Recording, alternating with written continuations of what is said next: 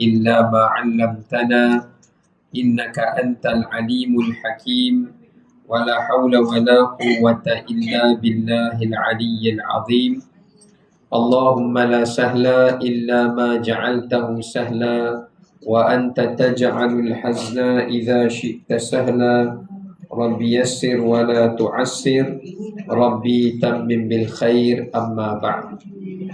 Alhamdulillah, kita rafa'kan kesyukuran kepada Allah Subhanahu wa taala di atas segala rahmat dan kurniaannya. Pada pagi yang berbahagia ini kita masih lagi dikurniakan nikmat nyawa, kesihatan dan keafiatan dari Allah Subhanahu wa taala untuk dapat sama-sama pada pagi yang mulia ini kita menyambung semula pembelajaran kita mengenai tadabbur surah Fatir. Ya, tadabbur surah Fatir. Dan insya-Allah untuk pagi ini kita akan menyambung kembali sambungan ayat yang ke-29. Ya, ayat yang ke-29 insya-Allah. Jadi kita akan bacakan daripada ayat yang ke-29 itu sehinggalah kepada ayat yang seterusnya insya-Allah, iaitu sehingga pada ayat yang ke-33 insya-Allah. 29 hingga 33. A'udzu billahi minasy syaithanir rajim. Bismillahirrahmanirrahim. Innal ladzina yatluna kitaballahi wa aqamus salata wa anfaqu mimma razaqnahum sirran wa alaniyah وعلانية يرجون تجارة لن تبور ليوفيهم أجورهم ويزيدهم من فضله إنه غفور شكور. والذي أوحينا إليك من الكتاب هو الحق مصدقا لما بين يديه إن الله بعباده لخبير بصير. ثم أورثنا الكتاب الذين اصطفينا من عبادنا فمنهم ظالم لنفسه ومنهم مقتصد ومنهم سابق بالخيرات بإذن الله ذلك هو الفضل الكبير. جنات عدن يدخلونها يحلون فيها من أساور من ذهب ولؤلؤا ولباسهم فيها حرير. Sadaqallahul Aliyyil Azim. Yang bermaksud, sesungguhnya orang-orang yang sentiasa membaca kitab Allah, yakni Al-Quran, dan ia tetap memelihara dan mendirikan salat, serta sentiasa mendermakan dari apa kurniaan yang telah Allah berikan kepada mereka secara tersembunyi atau terbuka, mereka dengan amalan yang demikian sentiasa mengharapkan sejenis perniagaan yang tidak akan mengalami sebarang kerugian, supaya Allah Ta'ala menyempurnakan pahala mereka dan menambahi mereka dari limpah kurnia-Nya. Sesungguhnya Allah Ta'ala Maha Pengampun lagi sentiasa membalas dengan sebaik-baik ganjaran bagi orang yang bersyukur kepadanya. Dan Al-Quran yang kami wahyukan kepadamu, wahai Muhammad, ialah yang benar segala-galanya, yang tetap mengesahkan kitab-kitab yang diturunkan sebelumnya. Sesungguhnya Allah Ta'ala Maha mengetahui dengan sedalam-dalamnya akan keadaan sekalian hamba-Nya, lagi Maha melihat dan memerhatikan.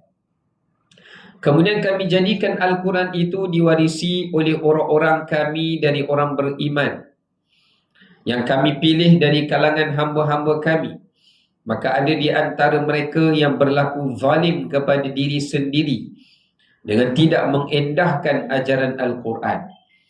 Dan ada di antaranya ada yang bersikap sederhana. Dan di antaranya pula ada yang mendahului orang lain dalam berbuat kebaikan dengan izin Allah. Yang demikian itu ialah limpah kurnia yang sangat besar dari Allah semata-mata. Ayat 33, balasan mereka ialah syurga Aden, yang mereka akan memasukinya. Mereka dihiaskan di dalamnya dengan gelang-gelang tangan dari emas dan juga mutiara. Dan pakaian mereka sepanjang mereka berada di dalam syurga itu adalah daripada sutera. Baik, itu terjemahan daripada ayat 29 yang telah kita bacakan sehinggalah kepada ayat yang ke-33 ya. Baik, kali ini Allah Ta'ala bawakan pada kita berkenaan dengan beberapa amalan yang istimewa daripada sekalian amal yang saleh, yang menyebabkan seseorang itu tidak akan mendapat kerugian di dunia dan di akhirat.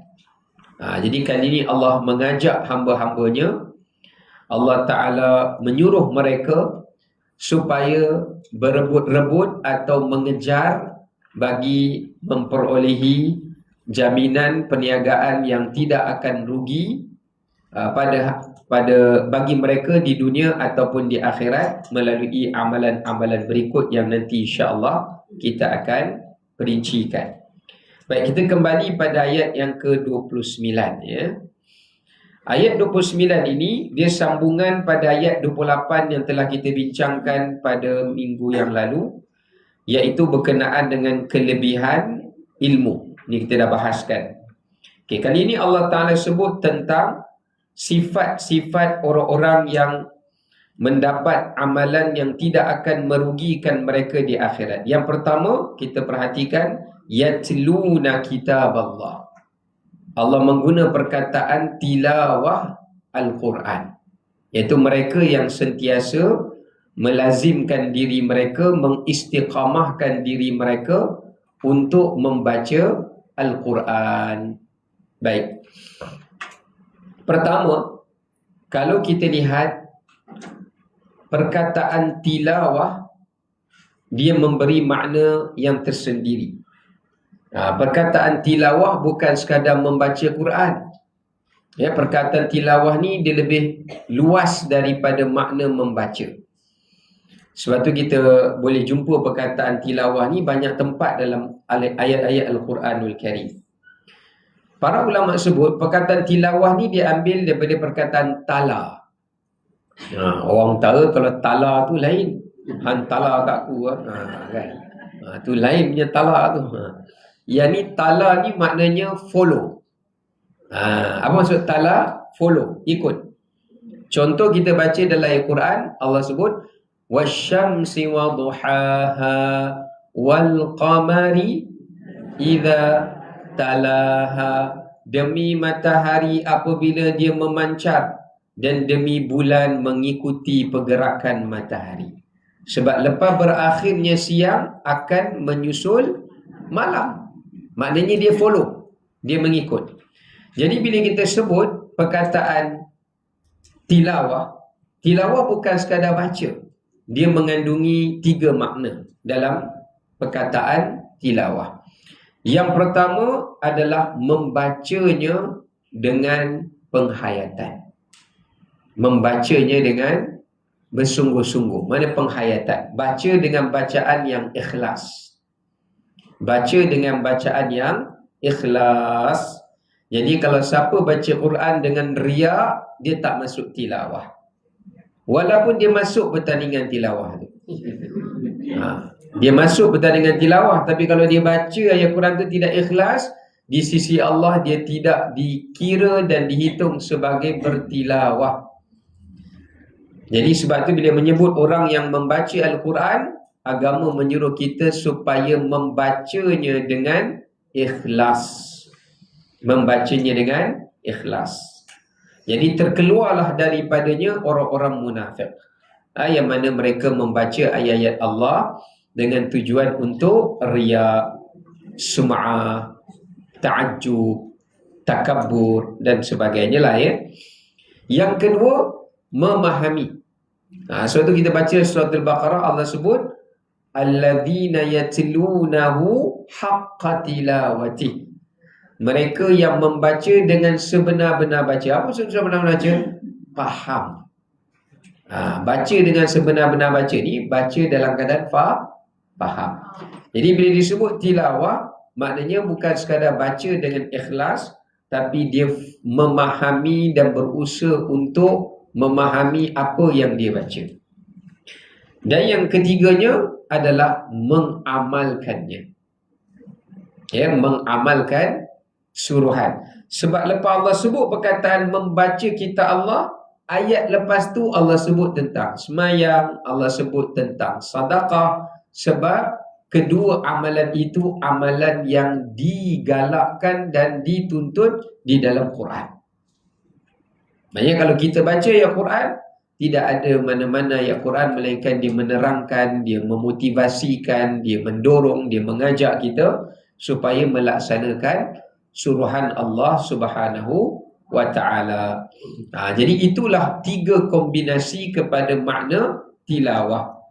Baca dengan ikhlas dan benar, kemudiannya kita memahaminya, kemudiannya kita mengamalkan dan melaksanakan tuntutan suruhan yang terkandung di dalam ayat Al-Quran itu. Ya, yang terkandung dalam ayat Al-Quran itu. Sebab itulah kenapa masa majlis tilawah Al-Quran, dia bukan sekadar bacaan itu didendangkan dengan lagunya, tapi perlu dihuraikan terjemahannya. Supaya orang dapat ambil pengajaran daripada ayat yang diperdengarkan, daripada ayat Quran yang dibacakan. Dan itu juga menyuruh pada siapa yang menjadi qari membacanya dengan ikhlas. Membacanya dengan ikhlas. Ya. Okey, baik. Jadi kalau kita lihat di sini, Allah Ta'ala bagi tahu antara orang yang tidak akan muflis. Bila Allah sebut tentang perniagaan, perniagaannya ada perniagaan dunia, ada perniagaan akhirat. Tapi yang dimaksudkan di sini adalah perniagaan akhirat. Antara orang yang tidak akan mendapat kerugian atau kemuflisan di hari akhirat adalah orang yang berjaya menjaga hubungannya dengan Quran. Sebab apa? Sebab Allah nak beritahu Quran antara salah satu daripada ibadah yang akan menyelamatkan kita dengan izin Allah dan dengan syafaatul Quran daripada kita menjadi orang yang muflis. Ya, daripada orang yang rugi di hari akhirat. Orang yang mendapat kerugian di hari akhirat. Dalam arti kata, Allah nak beritahu kepada kita kedudukan Al-Quran, kehormatan Al-Quran sebagai kalam Allah. Siapa yang membacanya, Allah tak akan rugikan setiap apa yang dibacakannya. Sebab itu dalam Quran ni, ibu ayah sekalian, dia ada huruf yang kita tak sebut tapi kita dapat pahala. Kadang-kadang kita baca ayat Quran kan, macam kita waqaf qalu, lepas waw tu lu ada alif. Alif tu mana dia kita baca, tapi walaupun alif tu tertulis sebagai sebahagian daripada huruf Quran, dapat pahala. Dapat pahala. Macam kita waqaf nasta'in, nun mati. Baris depan tu kan, kita tak baca kecuali kita wasal, menyambungkan bacaan. tetap diberikan pahala. Jadi dalam hadis Nabi SAW, Nabi bersabda, tidaklah aku berkata alif lam mim itu satu huruf, tapi alif satu huruf, lam satu huruf, mim satu huruf, dan setiap huruf digandakan 10 gandaan pahala. Berapa total huruf dalam Quran? Mana 6,000? Saya bukan tanya ayat, saya tanya huruf. Saya tak tanya ayat, saya tanya huruf. Ya. Kalau ikutkan huruf dalam Al-Quran, mengikut sebahagian daripada pengkaji-pengkaji, mereka kata sekitar ada 3 juta lebih huruf di dalam Al-Quran. Ya. So maknanya kita darablah 10, 30 juta lebih. Dah kaya dah sebenarnya. Hidup mati cari 30 juta takkan dapat, kecuali rupiah aja. Ya.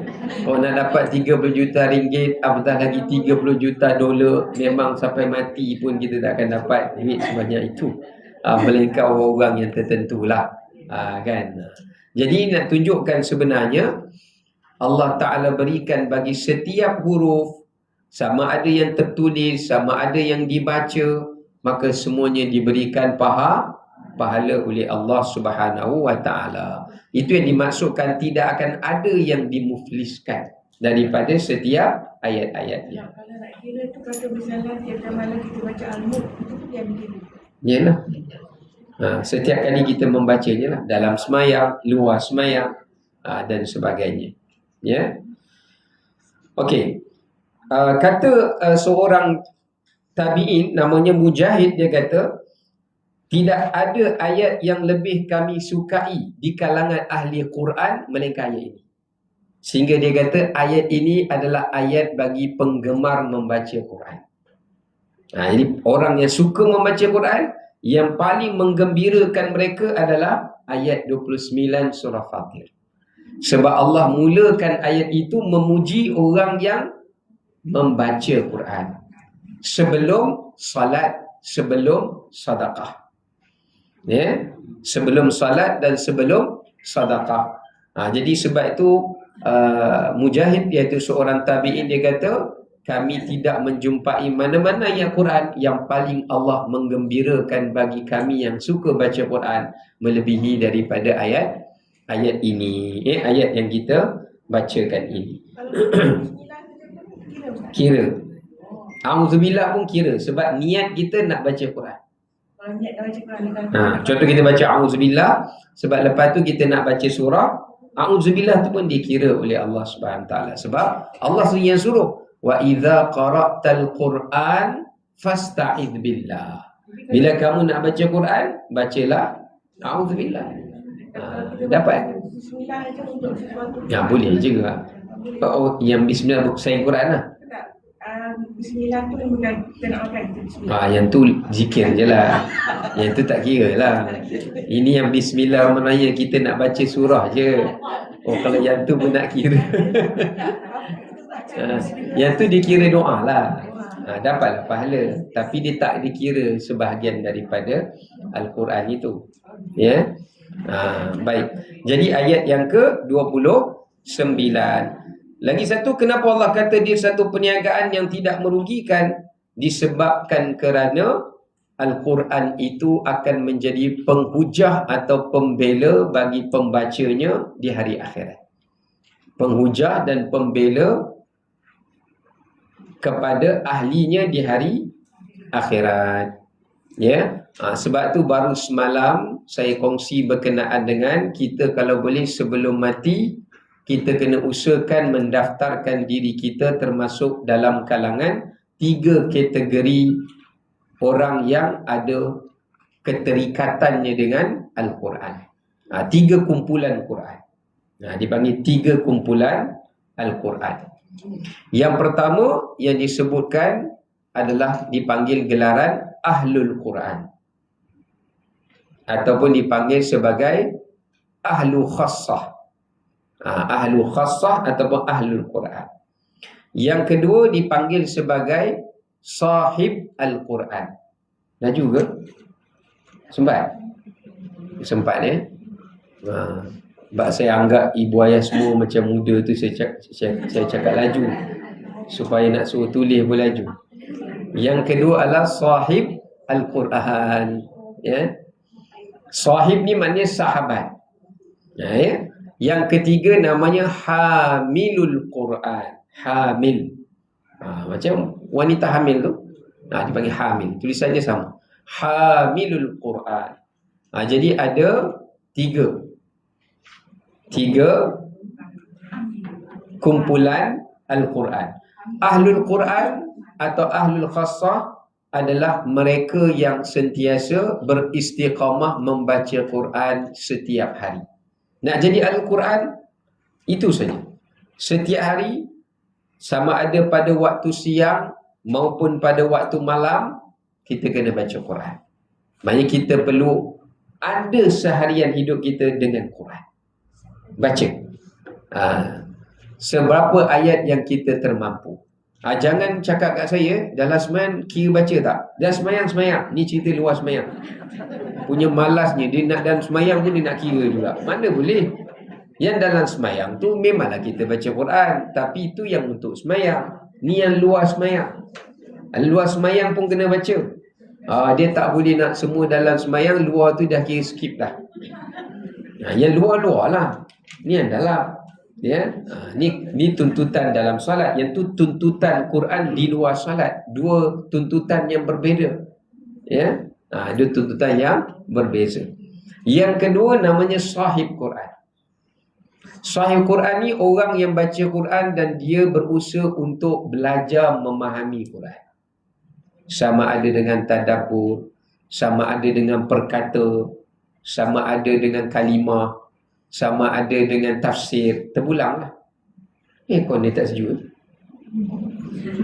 Aircon ni tak apa. Tak biasa sejuk kan. Ada rasa. Okey, tak apalah. Anggaplah ujian ya. Okey, yang ketiga. Yang ketiga dipanggil hamilul Quran. Hamilul Quran. Kenapa mereka dipanggil hamilul Quran? Maknanya orang yang membawa. Sebab ibu ni bila dipanggil hamil, sebab anak dengan ibu tu tak terpisah. Bila ibu tu hamilkan anak dia, hamil ni bawa anak lah. Jadi dia pergi mana, anak dia follow je lah. Maknanya dia memberi maksud orang yang mengamalkan Quran. Setiap tindak tanduk dia, perkataan dia, pergerakan dia, semua berpandukan kepada panduan Al-Quran. Yang nombor 3 ni paling susah. Nak jadi hamilul Quran susah.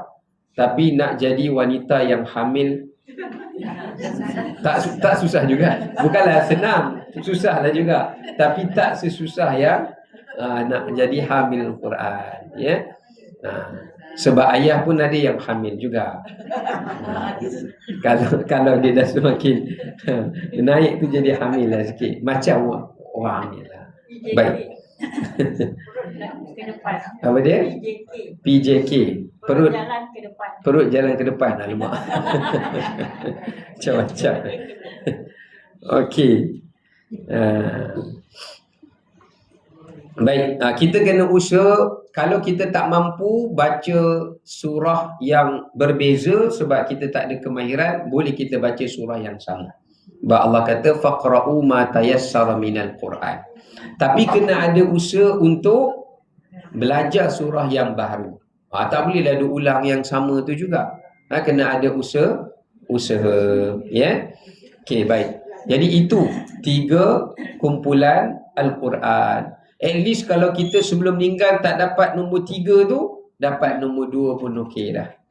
Dapat nombor 2 pun okey dah, alhamdulillah. Baik. Kemudian kita pergi kepada yang kedua adalah wa aqamus salah. Allah sebut tentang orang yang menjaga salat dan melakukan sedekah.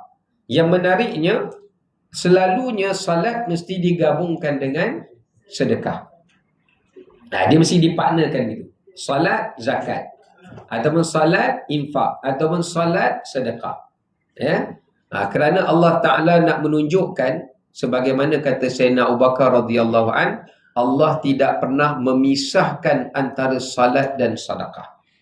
Sesiapa yang memisahkan antara keduanya, dia telah memisahkan dirinya daripada Tuhannya. Sebab tu dalam hidup kita ni, ada dua benda kita jangan pisahkan. Kalau kita semayang, jadi juga orang yang sedekah. Kalau kita suka sedekah, jadi juga orang yang jaga semayang.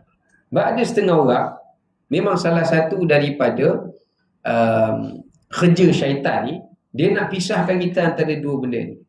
Sebab dua benda ni adalah tali penghubung yang paling kuat yang menghubungkan kita dengan Allah dan yang menghubungkan kita dengan manusia. Hablum minallah wa hablum minan nas. Jadi syaitan dia nak usaha sama ada kita terputus antara dua tali itu, sama ada kita dapat salah satu daripadanya ataupun tak dapat kedua-duanya. Dia usaha. Ya.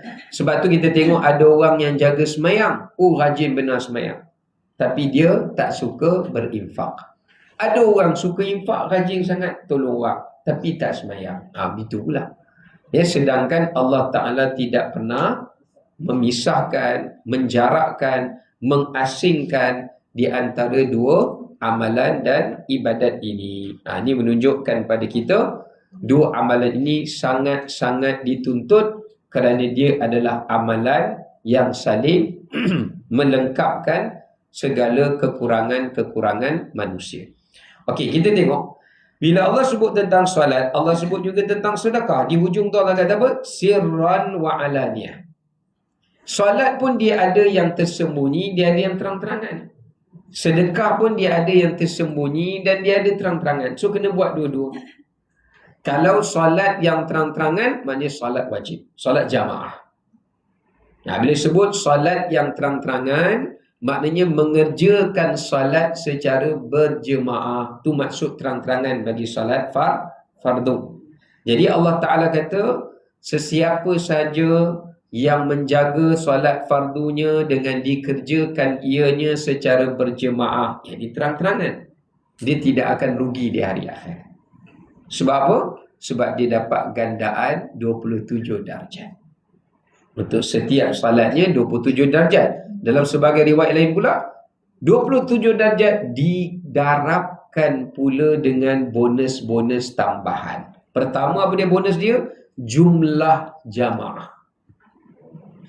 Times 27 times berapa jumlah jemaah, plus lagi tak berhenti dekat situ, berapa jarak rumah dia dengan masjid, darab lagi, perginya berapa, pulangnya berapa. Sebab itu kan ada sahabat daripada Bani Salamah, dia kata, ya Rasulullah, kami nak pindah rumah lah, duduk tepi masjid, senang nak pergi masjid. Nabi kata apa? Tak payah. Duduk saja di tempat kamu itu. Ya. Nabi kata kepada dia, duduk saja di tempat kamu itu, kerana kamu ditulis pahala setiap langkah-langkah kamu pergi dan pulang daripada rumah Allah Subhanahu Wa Taala. Kita pun kira lah. Apa dia? Tak apa dia kira. Bawa kereta ke, bawa motor ke, bawa lori ke, dia kira. Dia kira mengikut kitaran, pusingan. Kalau kita jalan kaki, mungkin rumah kita dengan masjid boleh cross, jalan dekat. Tapi buat kita mungkin dia one way, jauh sikit. Banyak dia kira pahala. Bukan kita saja-saja nak pusing. Memang laluan dia one way, kita tak boleh pusing lalu jalan tu, melainkan kena ikut jalan susur yang agak jauh. Dapat pahala kat situ. Nampak? So digandakan jumlah jemaah, digandakan pula dengan jarak. Jadi tak akan rugi dia. Dia tidak akan rugi. Dia tidak akan mendapat kerugian. Yang kedua, solat yang sudah. Ni memang dah rugi dah. Bateri habis. Ada.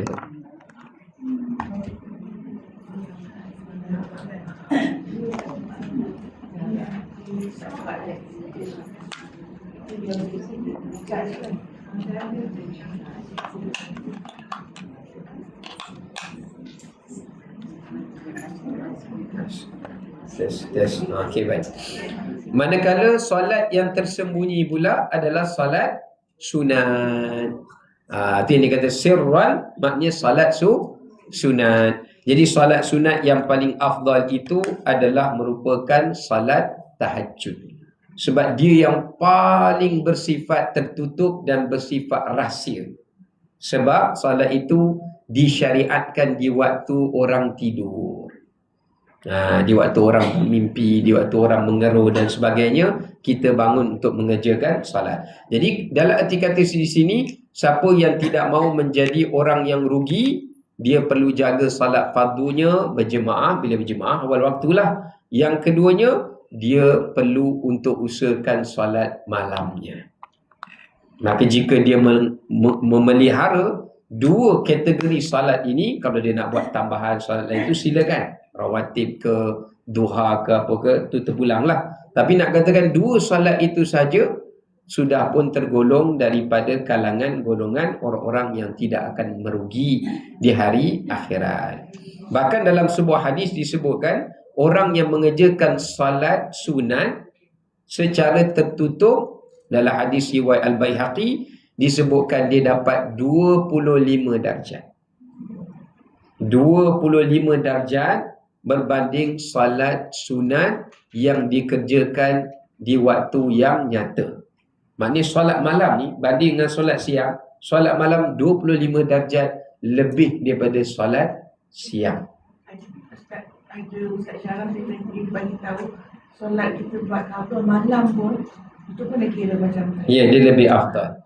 Apa yang dibuat dengan secara tertutup, dengan secara yang tidak zahir, Allah gandakan lebih.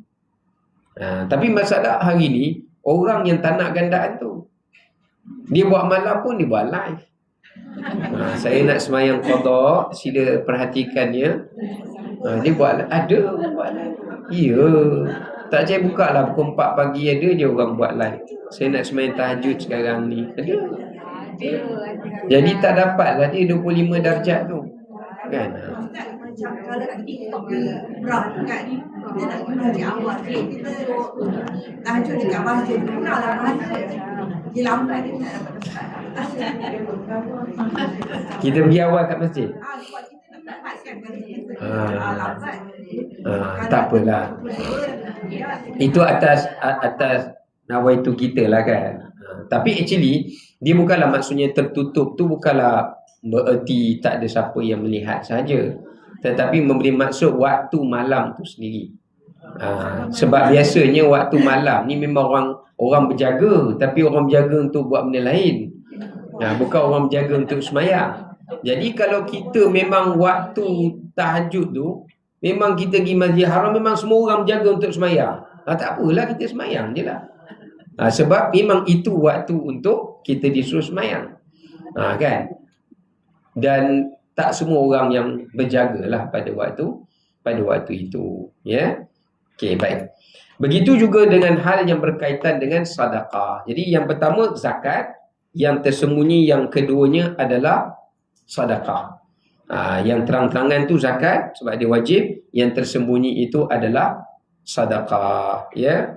Yang dimaksudkan sedekah yang sunat dekat situ adalah merupakan sedekah yang Nabi gambarkan apabila tangan kanan memberi, tangan kiri tidak mengetahuinya. Ya, tangan kiri tidak mengetahuinya. Sebab apa? Disebabkan dia melakukan sedekah itu dengan secara sembunyi. Dengan secara rahsialah. Dengan secara tidak menunjuk-nunjuk. Tak menunjuk-nunjuk tu tak bererti orang tak tahu. Maksudnya mungkin orang tahu, mungkin wakil dia tahu, ataupun mungkin orang yang terima tu sendiri tahu siapa yang sedekah. Tak mengapa. Itu tidak menjejaskan. Yang penting dia bukan niat untuk mempertontonkan. Itu saja. Ya, dia tidak niat untuk mempertontonkan. Okey. So kalau kita lihat kat sini ada 3 trio amalan yang Allah sebut. Satu, Allah sebut tentang Quran, sebab Quran adalah penghulu syafaat. Selain itu juga adalah Nabi SAW lah. 2 syafaat yang paling agung, syafaatul Quran dan syafaatul al-uzma daripada Nabi SAW. Kemudian yang kedua Allah sebut tentang solat. Sebab apa orang yang jaga solat tidak akan muflis? Sebab dia amalan ibadat pertama yang dihisab. Yang dihisab dan yang paling disukai oleh Allah. Pernah ditanya kepada Nabi SAW, baginda mengatakan as-salatu khairul mawdu'. Salat itu adalah sebaik-baik ibadat yang paling dicintai oleh Allah. Dan itu baginda kata, dia adalah amalan pertama dihisab. Siapa yang perelokkan salatnya, maka Allah akan perelokkan seluruh amalan dia. So dia punya benchmark dia adalah, kayu ukurnya adalah salat dia. Kalau salatnya bagus, amalan lain kurang bagus, Allah akan baguskan juga. Allah akan hiaskan dan perelokkan amalan dia yang lain. Itu keutamaan salat lah. Ya. Dan dalam hadis yang kita baca dalam hadis 40 tu, dalam hadis Muslim, Nabi juga bersabda, as-salatu nurun was-sadaqatu burhanun. Sedekah di hari akhirat, dia akan menjadi cahaya. Cahaya. Allah akan tukarkan salat tu sendiri menjadi cahaya. Satu, mencahayakan wajah orang yang banyak salat, sujud pada Allah, wajahnya bercahaya. Yang kedua, cahaya yang menjadi penghalang kepada api neraka untuk menyentuhnya. Bila Quran tu menjadi cahaya, solat tu menjadi cahaya, maka cahaya daripada solat itu menyebabkan api neraka Allah tidak dapat menyentuh tubuh dan jasad orang yang salat, kerana cahaya yang terpancar daripada solat itu. Dan yang seterusnya juga adalah menjadi cahaya yang melancarkan perjalanan untuk kita menyeberangi titian sirat yang gelap gelita, laluan dia itu, ya. Baik, yang kesunya Allah sebut tentang sedekah tadi kita sebut. Sebab sedekah, kenapa dia jatuh ranking yang nombor 3, yang paling memberikan pada kita keuntungan di hari akhirat? Pertama, Nabi pernah menyatakan sedekah itu akan menjadi payungan. Ya. Setiap seseorang itu tahta dhilli sadaqatihi. Dia akan berada di bawah naungan, payungan sedekahnya daripada segala azab Allah di mahsyar. Maksudnya sedekah tu akan datang sebagai tempat berteduh, tempat bernaung untuk dia. Nombor 2, sebab dalam hadis juga Nabi sebut, as-sadaqatu tudfi'u ghadabir rabb. Kerana sedekah melenyapkan murka Allah.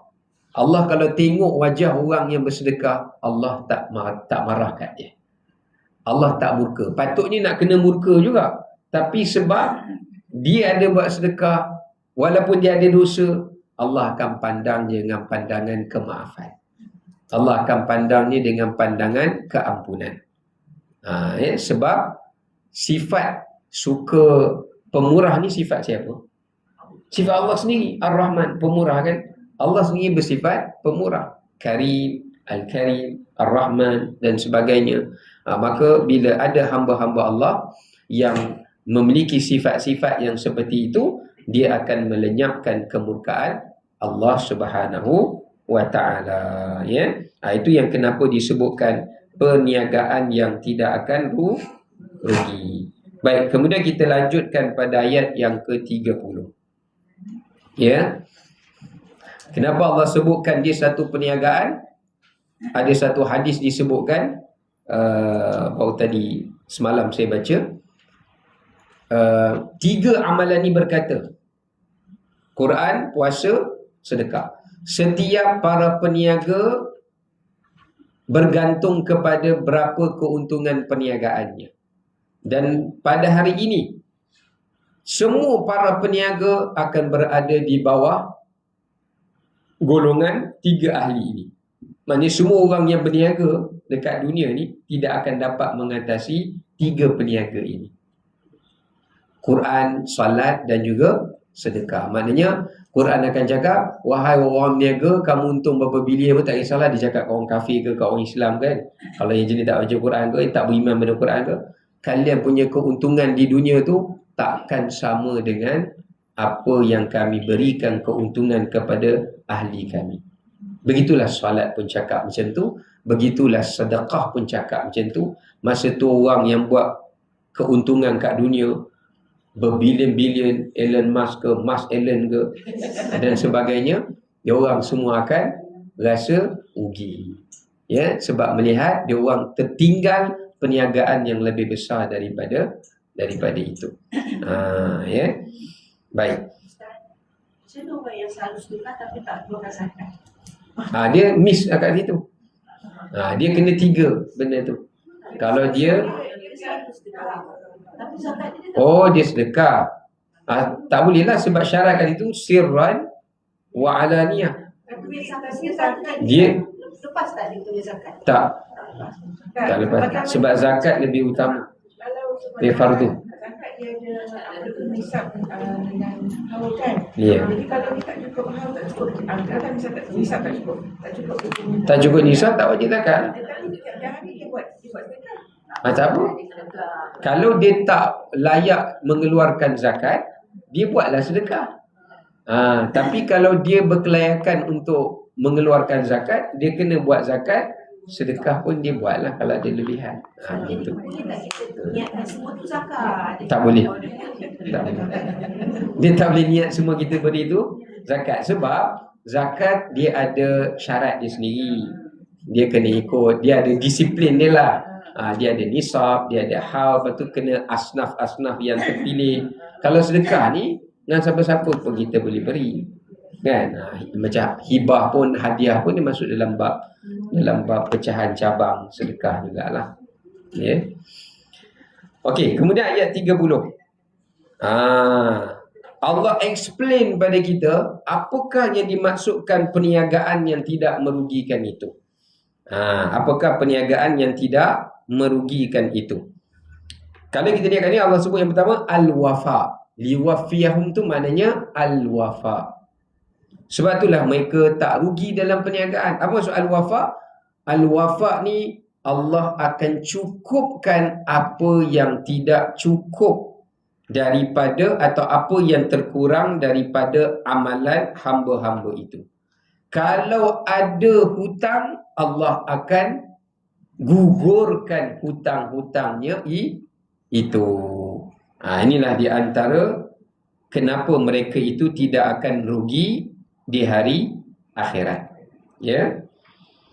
Baik, kalau kita lihat dalam Quran, Allah Ta'ala ada menghuraikan berkenaan dengan beberapa jenis ganjaran Allah.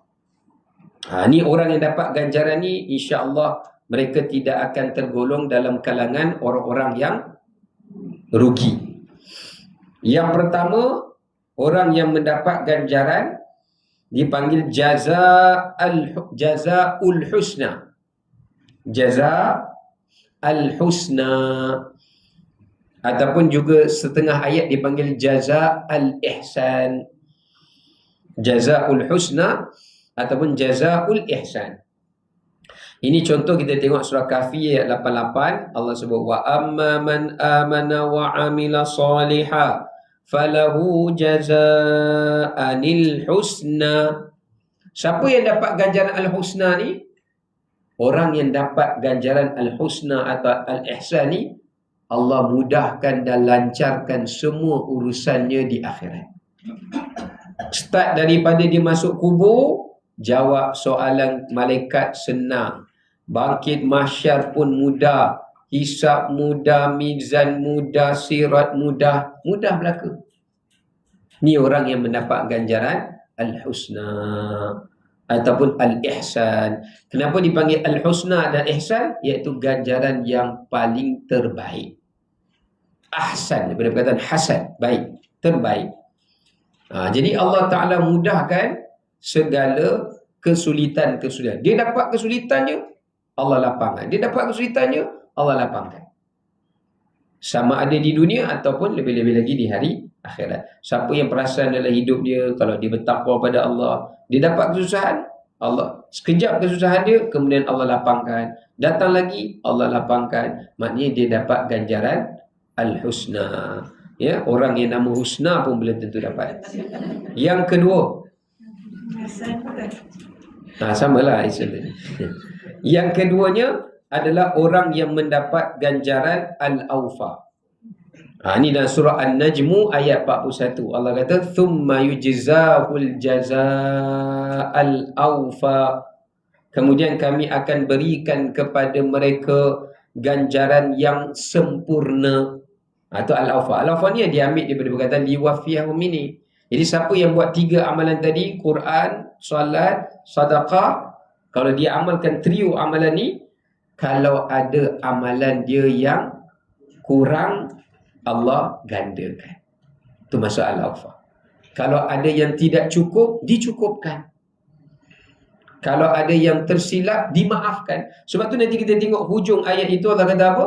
Hujung lepas ayat tu, Ghafurun Syakur. Allah tutup ayat tersebut, Ghafurun Syakur. Maksudnya, tanda kami memberikan ganjaran yang awfa, ganjaran yang sempurna untuk mereka. Kalau kami tengok amalan mereka tu ada cacat, kami maafkan. Kalau kami tengok amalan mereka tu kurang, kami sempurnakan. Maknanya Allah Ta'ala tidak akan rugikan kita sama sekali. Ada dosa, dimaafkan.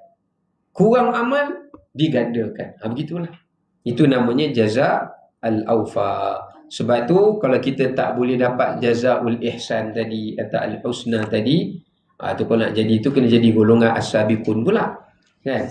Tapi at least kita usaha untuk mendapat ganjaran jaza al-awfa, ya.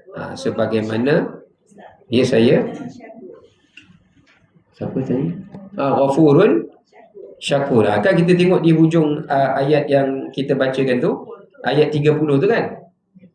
Kan Allah kata innahu ghafurun syakur. Allah ghafur, memaafkan dosa-dosanya yang kecil jika ada, ataupun kesalahan pada amalannya jika ada, Allah maafkan.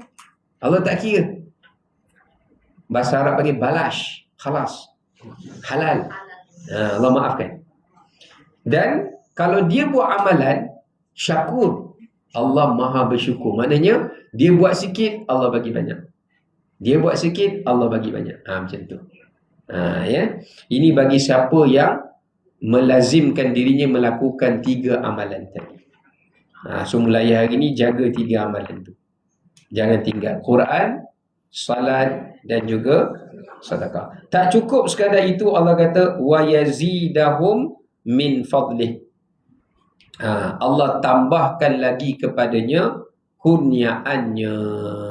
Allah tambahkan lagi kurniaannya. Baik, bila kita sebut tentang kurniaan Allah Subhanahu wa taala, kita nak kena tahu tentang beberapa perkara yang disebutkan di dalam Al-Quran. Apakah kurniaan Allah yang paling agung? Ya, yang Allah Ta'ala berikan kepada kita. Sebab para ulama sebut kurniaan Allah Ta'ala ini, dia ada bermacam-macam bentuk kurniaan yang Allah Ta'ala berikan. Dia ada macam-macam bentuk lah. Ada kurniaan yang Allah berikan dalam bentuk duniawi.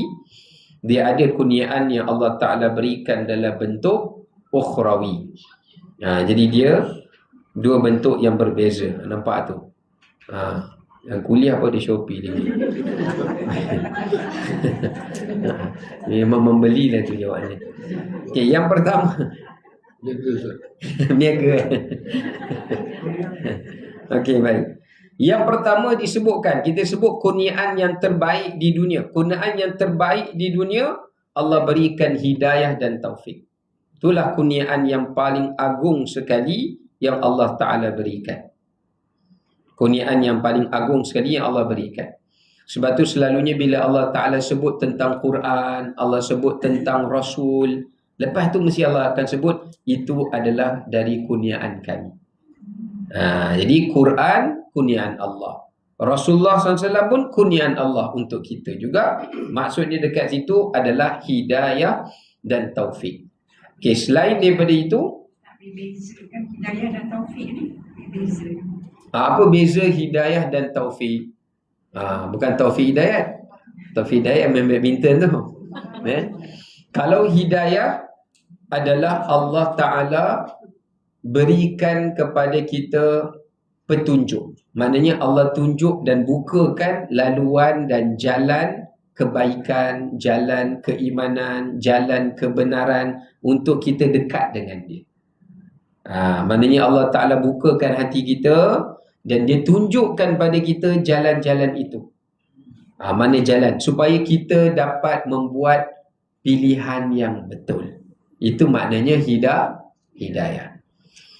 Macam kita pagi ni lah, telah membuat pilihan untuk datang ke masjid, ke kuliah duha. Itu hidayah. Padahal kita ada je pilihan nak pergi ke Paradigm pagi-pagi ni. Contoh, bukan jauh pun, sebelah ni je. Oh, tak buka lagi ya.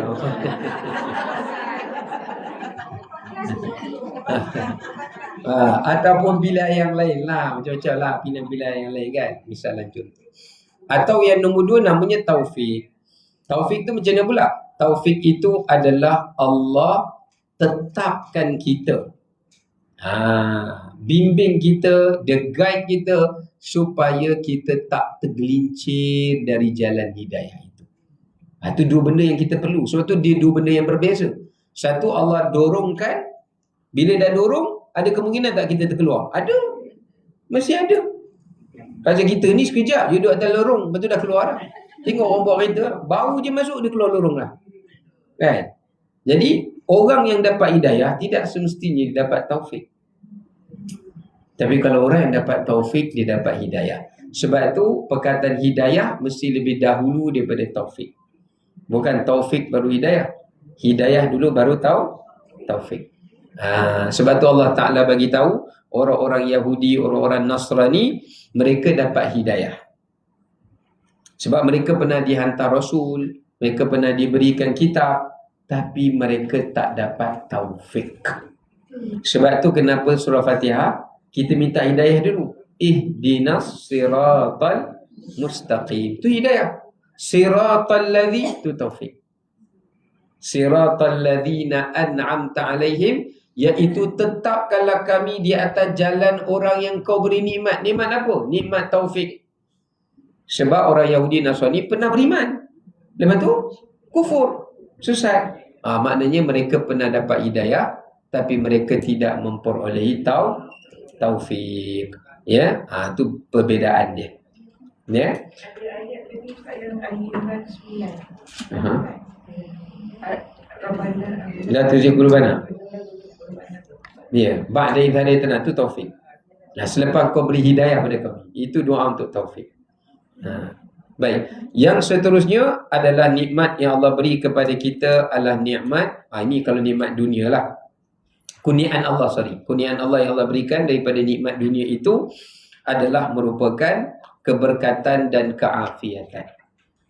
Allah berikan keberkatan dan keafiatan. Allah berkati masa dan juga amal dan juga apa sajalah yang Allah berikan pada kita ni, Allah berkahi.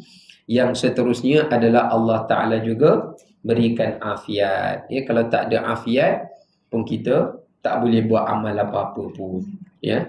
Manakala di hari akhirat, kurniaan Allah yang paling terbesar adalah merupakan syurga dan keredaannya. Syurga dan keredaan Allah Subhanahu wa Ta'ala. Ya. Okey, baik.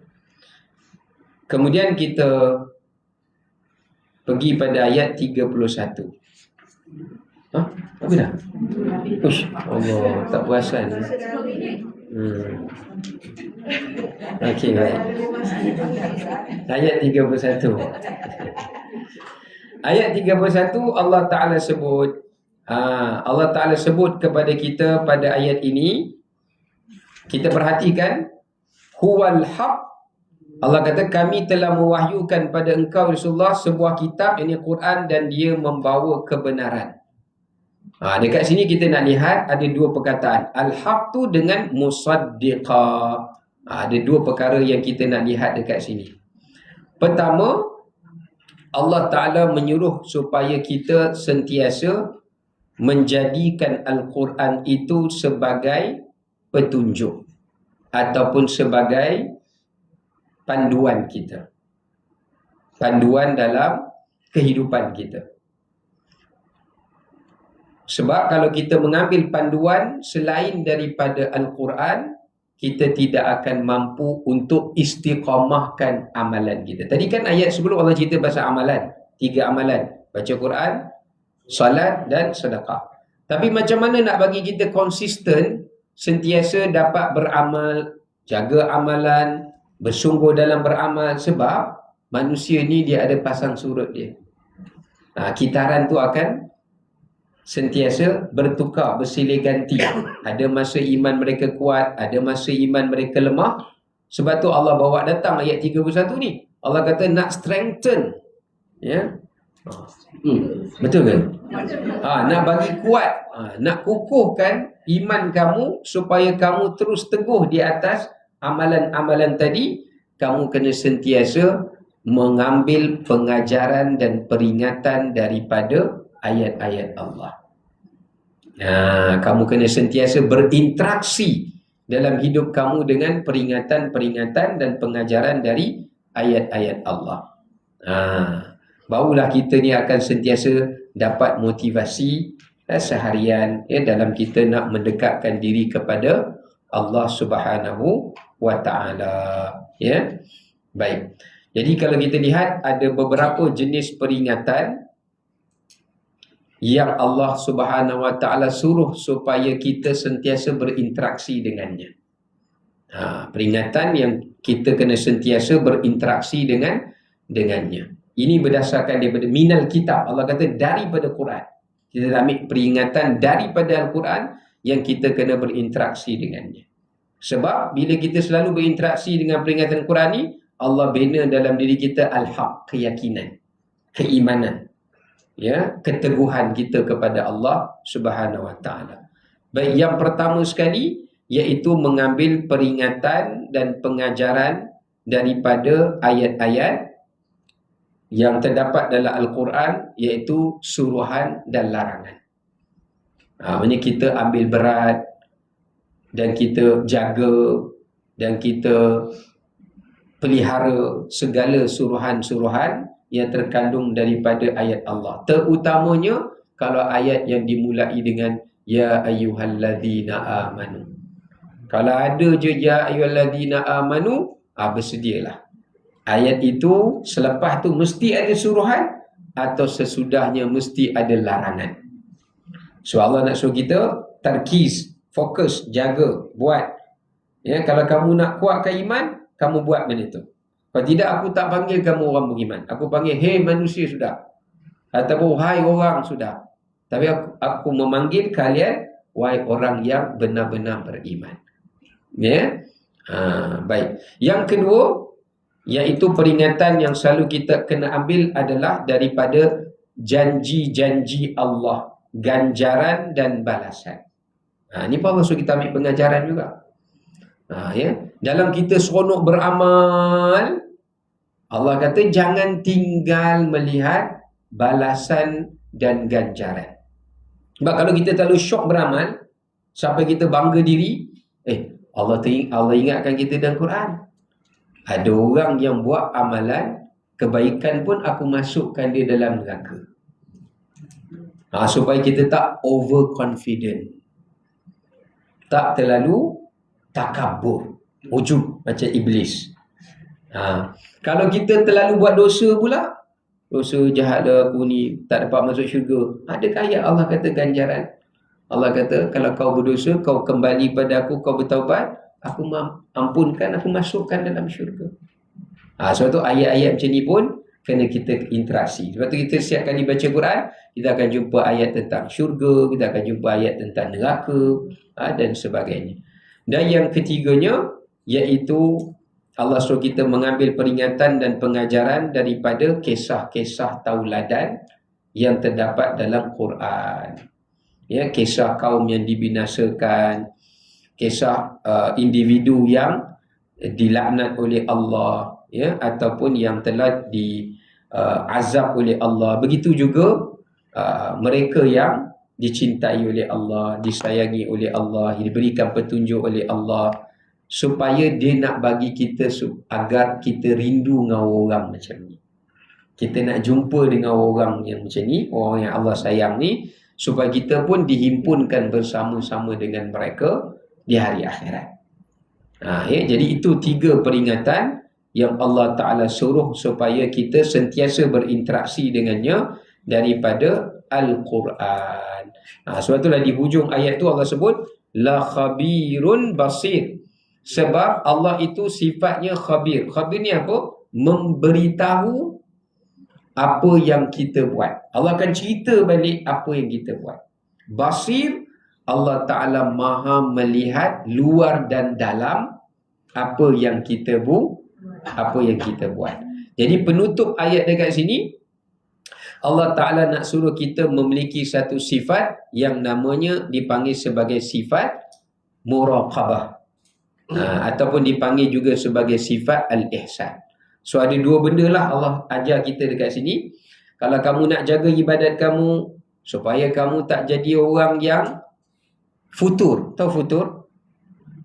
Futur ni orang yang hangat-hangat ayam. Dia buat-buat, lepas tu dia hilang. Itu dipanggil futur. Sebab Nabi sebut, wa inna likulli amalin syarratun wa syarratu amalin futur. Bagi setiap amalan itu, kamu diuji dengan pemutusnya. Dan pemutus amalan yang paling bahaya adalah sifat futur. Futur tu apa? Kita rasa boring, rasa malas, rasa lemah. Semua tu. Tu futur nama dia tu. Futur. Dia bukan ta, tak. Fata wawra. Kalau futur, ta tu sarapan pagi. Yang tu memang orang tak pernah putus. Dia tiap pagi dia dah keluar cari makan lah. Ini kita panggil futur tu ta tu. Yang tu adalah orang yang terputus daripada semangat untuk istiqamah berbuat amalan dan kebaikan. Jadi 2 benda. Satu, sentiasa berinteraksi dengan peringatan daripada Al-Quran. Yang kedua adalah sentiasa mengingatkan diri bahawasanya Allah Ta'ala menyaksikan kita, melihat kita, mengawasi kita dan sebagainya. Okay, wallahu a'lam bissawab. Apabila kita sekadar itu, insya-Allah nanti kita akan sambung pada pengajian kita yang akan datanglah insya-Allah. Assalamualaikum warahmatullahi wabarakatuh.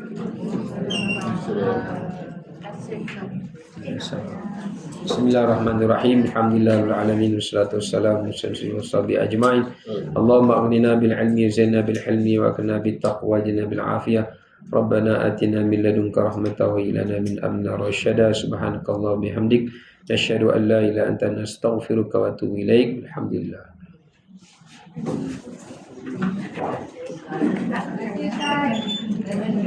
Kalau orang tu dia baca Al-Quran dalam solat dia kata dia kira lah, tapi di luar solat pun dia dituntut lah.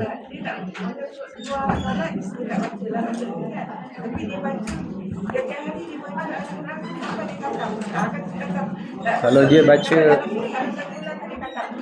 boleh? Kalau dia tukar ayat boleh? Dia tengok mushaf ke tahu juga macam dia dah. Yang paling afdal ulama kata walaupun kita hafal Quran, tengok lagi afdal. Sebab kita dapat pahala tengok, dapat pahala pegang. Kecuali kalau kita nak test hafazan kita lah. Ataupun sambil kita tak tengok macam itulah. Ustaz kat mana? Cantik lah surau ni. Masa hari Sabtu. Oh ya, Jumaat. Jumaat, cantik lah Ustaz surau. Dia buatkan sounding dia macam taman. Saya tengok kan macam Ustaz Kak gimana hari tu? Jalan. Hari tu saya banyak tempat. Hari tu dengan anak. Ni sebab kakak pun dapat hari tu share dengan kawan dia. Apa atai? Kan ni minyak angin. Oh. Untuk sesuatu. Oh, okey. Dia nanti dia sampai halal yang insya-Allah. Ustaz kalau Ustaz, terima kasih Ustaz. Yes, amin. Kelas kan kita kita niatkan zakat ni kan sebab dia kira macam fisabilillah. Kan kira senang lah dah. Ya, tapi dia boleh, tapi sebab zakat tu dia ada haul kan. Mana dia kita dah keluarkan Kita kena kira balik lah. mana dia kena lebih daripada katalah kita kena bayar 10,000. Kita kena bayar Kalau 10,000 memang lebih okey. kita masih niat zakat. Boleh kata kalau kita dah tahu dah, kita setiap tahun 10,000. So kita nak buat syarat ansuran pun boleh. Boleh kan? Tapi make kena boleh. Tapi kena make sure Siap zakat pun jaga. Kau boleh cari sendiri. kalau penerima tu betul, penerima betul dan jumlah tu betul boleh je.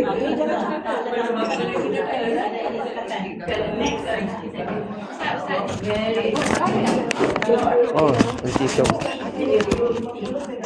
Yang very educated. Dia kata Ustaz punya ceramah very good. Dia orang suka. Ada dia tak dapat. Why not you record? Ada nanti. Record? Ada Nanti saya record ataupun masuk dalam FB dan kita boleh wawarkan. tak, actually saya buat Telegram, grup Telegram. Semua yang kuliah yang rakam tu saya post balik kat Telegram. Saya nak, sebab WhatsApp kan dia tak boleh, ada kecil kan, dalam Telegram ada. Nanti biasa lepas kelas saya akan download, saya repost kat Telegram. Nanti saya share link Telegram. Nanti saya pass. Nanti saya share. Terima kasih Ustaz. Yes, Ustaz.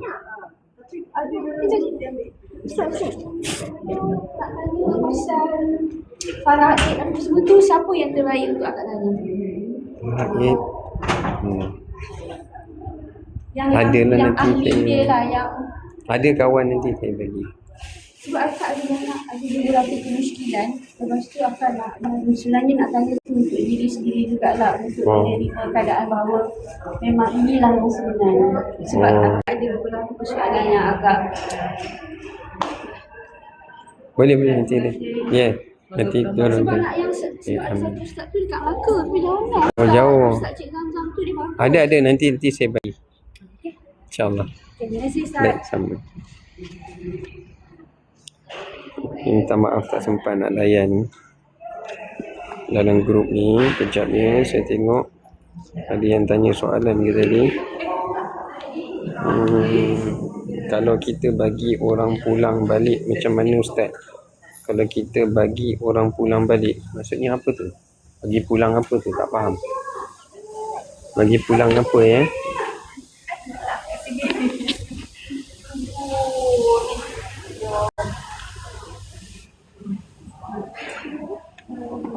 Sihat nanti Alhamdulillah. Itulah itu saya nak order lagi dengan Ustaz Saidin yang tu, tapi dia kata dia punya tu dah tak banyak. Tapi sedap betul lah. Sedap betul. Baik tak payah beli harum manis pun tak apa. Saya tak faham ni soalan juriah ni. Juriah tanya apa ni juriah? Mana pula abang jadi?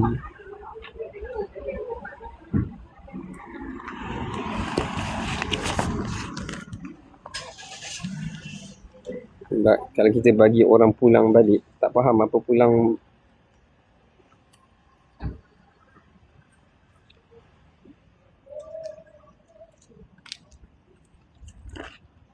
Bagi barang kot Ustaz, hadiah. Kalau kita pulangkan balik, maknanya orang bagi kita pulangkan balik. Apakah kita dapat pahala ke tidak ke? Ustaz bagi nombor admin untuk nak masuk ke Telegram, Betty. Nombor admin tak pun DM Ustaz je lah. Ada nombor admin Amira, tapi Ustaz tak hafal nombor dia. Tak pun DM Ustaz, nanti Ustaz share link Telegram tu. Kalau orang bagi kat kita pulangkan balik, sebaik-baiknya kita jangan menolak hadiah. Ada dalam hadis Nabi melarang kita menolak pemberian orang lain. Kalau kita tak nak pun kita terima, tapi kita hadiah pula kepada orang lain. Begitu. Itu yang paling afdal. Sebab bila kita menolak tu nampak macam kita memutuskan silaturahim atau menghampakan dia lah. Walaupun mungkin barang tu kita tak berminat pun, tapi kita tak semestinya kena menolak. Kita boleh share, bagi barang tu kepada orang lain pula lah, pada orang yang memerlukan. Kalau tahun lepas zakat fitrah kita tak bayar sebab tak ada duit. Macam mana tu Ustaz? Kalau tak ada duit tak wajib bayar, Rehan. Kalau kita tak ada duit sampai pagi raya tu kita tak wajib bayar. Saya bagi barang kat seorang dan orang tu pulangkan balik barang yang dia bagi tu. Kalau kita dah bagi kat orang, orang tu pulang balik pun kita still dapat pahala. Sebab memang kita dah niat nak bagi dekat dia kan. Dia yang tak nak menerima, dia tak dapat lah.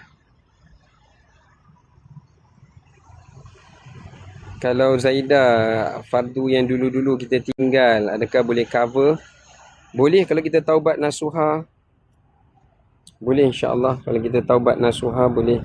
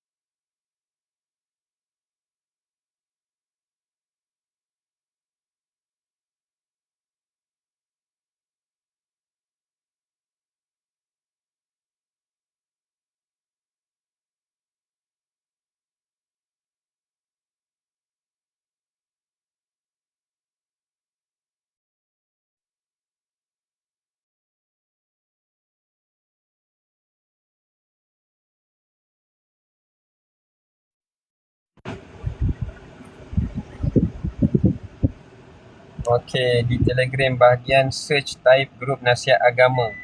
Betul. Nur Osman ni kelakar. Imam kuda. Okey, baik. Typo.